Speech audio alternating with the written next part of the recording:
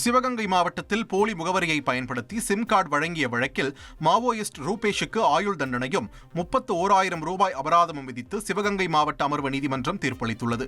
கடந்த 2015ஆம் ஆண்டு கோவையில் கைது செய்யப்பட்ட ரூபேஷ் சிவகங்கை மாவட்டம் இடையன்வயல் பகுதியைச் சேர்ந்த நேரு என்பவரின் முகவரியை பயன்படுத்தி போலி சிம் கார்டு வாங்கியது விசாரணையில் நிரூபிக்கப்பட்டது.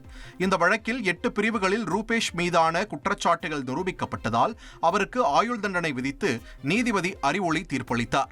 தவேக பொதுச் செயலாளர் ஆனந்த் பிறந்த நாளை முன்னிட்டு புதுச்சேரி முதலமைச்சர் ரங்கசாமி அவரை நேரில் சந்தித்து பிறந்த நாள் வாழ்த்து தெரிவித்தார்.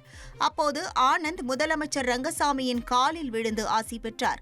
தனது 61வது பிறந்த நாளை கொண்டாடும் ஆனந்தை புதுச்சேரி தில்லை மேஸ்திரி வீதியில் உள்ள அவரது இல்லத்தில் பல்வேறு மாவட்டங்களைச் சேர்ந்த தவேக நிர்வாகிகள் நேரில் சந்தித்து வாழ்த்து தெரிவித்தனர்.